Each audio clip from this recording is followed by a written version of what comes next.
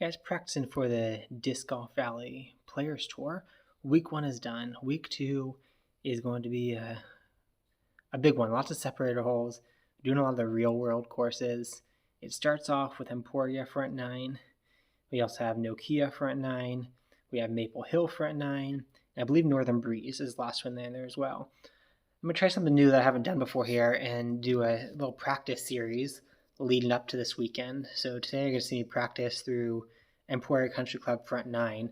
I'll talk a bit about decisions I'm making along the way, what I'm going to plan to run to try to get bonus strokes on, if there's any, what I'm going to try and just play safe and make sure I get those birdies and stay within that top 50 on the leaderboard, which I've decided is going to be my goal each week, to stay within the top 50 on the leaderboard. So let's see if I can keep up with that.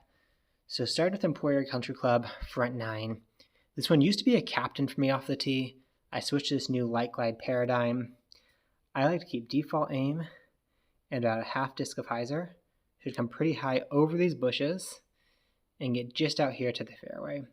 I don't like to take forehand there just because it takes off a lot of distance. I don't like to go skip because it has a potential of going OB. Just like to get up there.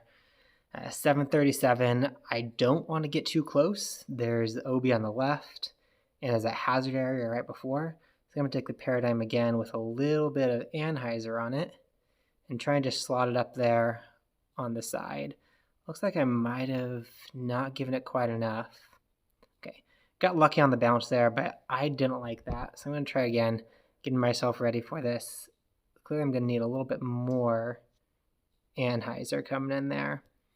That should work better. I don't even really mind if I end up in these trees as long as it doesn't go OB. Okay, lucky to stay in there. That's a transition from the captain, I'm figuring out. 216 in. I used to have a lot of problems with going OB deep off the back of the screen. I felt it was very icy. So I'm going to get this very high in the air and hope it drop in for a soft landing here on the green. Good, that'll work. But a little further out, I'm really just making sure I give it a lot of height so as time to stop and slow down, lose a lot of speed before it gets in. So that would have been a birdie if we get in, but that's okay. I'm not worried about my scores right now. I'm worried about practicing through each of these holes, figuring out my game plan. This one I used to have this used to be my worst hole in the game actually, when I was following stats for it. So I used to go wind glide, now it's glide water skip. I'm not really trying to bite off a lot of distance. The eagle here is so unlikely. You have to have a phenomenal drive and then a great throw in, and it brings in a lot of opportunities for going OB. So my whole goal is just to get up there and be able to get the birdie and move on. I figure, especially if there's a tough wind here, like this is kind of a tougher wind, I'm probably going to be gaining strokes on folks just by getting the birdie. So that's glide water skip, then going accurate roll or accurate glide sapphire, kind of depending how far out I am. And at 350, I went accurate roll with that tailwind. Accurate glide probably would have been okay, getting in there as well. Going into hole 3, my play here is to take the glide roll rive, slide right. The middle chevron goes to the base of this tree, and about a disc and a half of anhyzer. You got low enough to stay under those branches, and there's a rare chance of standing up and rolling OB deep there, but I found that very rare, actually. I've had it happen 1 or 2 times ever. If I'm not feeling super confident with my tee shot here, I might go a bit wider off the tee. Instead of going glide roll, I'm going glide water skip to get the ground play. Get away from that sign. I'm not sure if it has collision. And just go way out here to the side. This whole goal here is get in bounds. Has a pretty good shot. It's actually a lot better than I was expecting. Might start playing around with that a bit more. Definitely a much safer play than trying to cut it in closer like I was before. So I'll probably play around with that one a little bit more. Some different winds. Let's try one more time, see if I can get it safe around there. Unfortunately, in practice mode, if you're not starting on that hole, you can't just reset to get the X win. But actually, I kind of really liking that. It's getting me within 60 feet each time, which 60 feet should be more or less a gimme with the ability to throw in. Now, I'll try that more with some different winds think as long as I don't have a right to left, that might be the play to make sure I don't roll OB there. Here on 4, this is a tough wind. Actually, this particular wind, I have to glide, skip, arrive, get down real low, give a little bit of hyzer, and push it up this right side this way. That works there. This is a whole, a dead skip. Should be okay though. 89, 90, round it up and go 60 with that wind. This is a hole where birdie is definitely gaining strokes on the field no matter what. See if I can get a calm wind, show you my more default play. Some of you might have seen this in my global round. So I took this top chevron on top. This is a line from Reese he was using with the glide turn rive. Found that the paradigm had a little bit less of an exaggerated turn and helped me get up this gap a little bit nicer. I was still learning that one. That wind pushed me to the side there. I've got this down in a 1 wind for the most part. Let's see if the 2 wind, maybe I need to give that a little bit more hyzer. I think let's see if that goes okay. Might be OB wall. Nope, that should be good. Yeah, that gets up there. So that's going to be my play, is line up the paradigm kind of straight over the top of that tree. Hope I get in there nice. The turn glide rive, because I was hitting those trees on the right side a lot more. So my whole goal here is, really my whole goal is at least par, but keeping birdie in play. This in, see that straight pullback. Oh, I need to get a little bit more to the side there. So this is part of the practicing, and the reason I'm practicing, I don't want to come in that wind and not know what to do. So with that right to left, the 2 wind, looks like I have to adjust to the side and give a little bit of anhyzer. Clipping these trees is okay. It usually keeps you in bound, and the skip disc gets you up there still for a pretty good look at that birdie. See if I can get one that has a 1 wind. See if I can get to that line. It's always squirrely, especially with a turn driver that has to go through such a tight line for this distance. But let's see that 1 wind, top chevron on top, straight back. Now, still turned over a little bit. There's the squirreliness of the driver. Is something that I have not practiced with. I know would increase my skill is playing the wobble, but I haven't really ever messed around with playing the wobble. I just kind of pull back and accept the RNG. But you can see here, oh, that was the worst one. I was going to say even see it stays in bounds. But that can happen. That's a risk. My wobble is way up there to the right. It's probably what led to that. Try to that little bit of hyzer. Yeah, that little bit of hyzer. So I think that's where I need to line it up, is with the left side of the disc on the left side at the pullback. Gets it there, tap in. If there's any sort of adverse wind, I'm just playing that for par, not even messing around with the possibility of getting bogey there. I might just take a sapphire around the left side and a sapphire in. See, this one, I've seen people going aggressive here. It's not really a line I've tried, but let's see if I have it. I probably wouldn't ever do this in something competitive. Let's get down there. The wind is pushing. Good skip. Okay, this isn't a reasonable range, but 123 feet out with this 3 wind, there's no sort of gimme. I'm going to aim a little bit to the left, take off about 30 feet of power because of the wind. And I need to add a little bit more power there. Let's see. Oh, parked. So I didn't go try it again. Okay. I'll play this hole. I'll show you kind of my safer play going in here, where I'm just going for birdie. Almost definitely what I'll be doing in the Disc Golf Valley Player Store. Take the glide water skip and just get out here to the wide.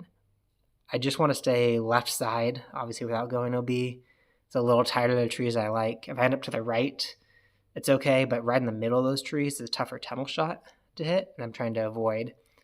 Accurate windbreak musket around this side just to slide up. I don't even need to get it too close. Just don't risk with going OB. That's going to be my more standard play, and really probably what I'll do in that competitive round, whether I have a good win or not. Probably take that safe out there. Let's move to hole 6.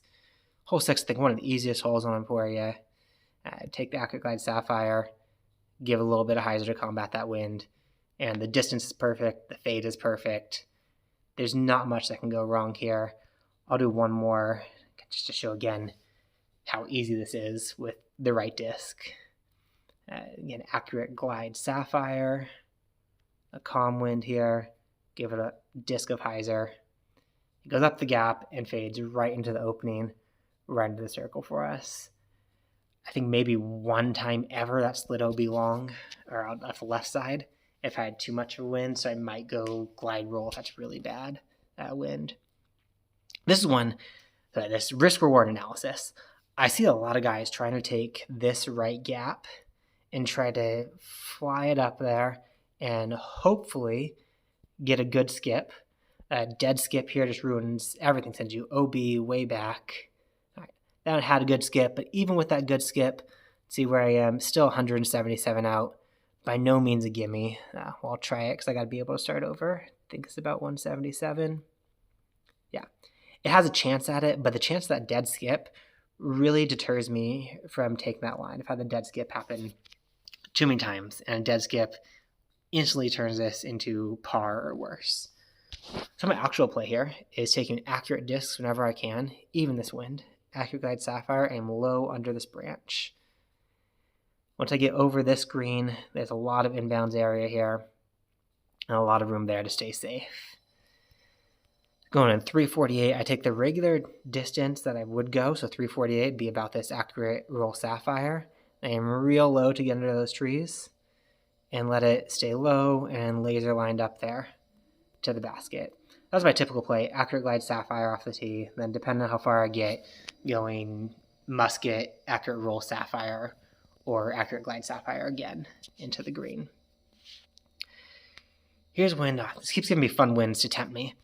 I'm going to try something silly with the glide skip paradigm, see if it can work out there. Oh, looks like it might be a nice shot. Stay in, stay in. Did manage to get back in.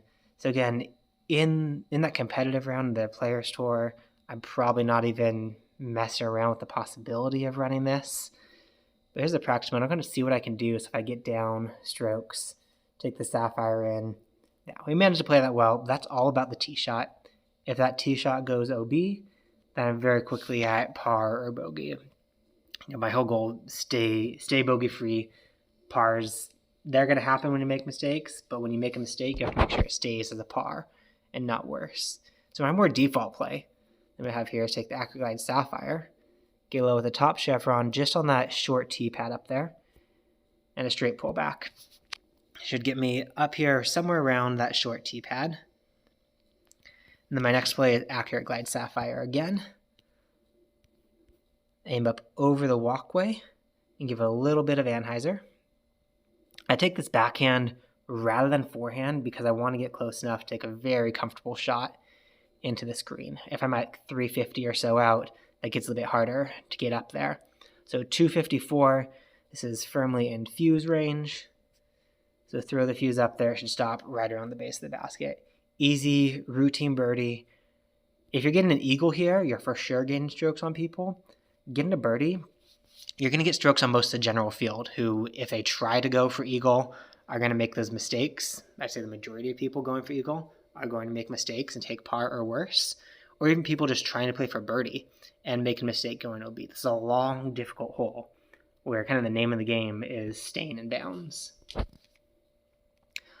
Hole 9, this is honestly it's kind of a rough one with this left to right wind. I'm taking the accurate glide sapphire and aiming the top chevron on the tip of that sign. This is never one I'm feeling super confident with.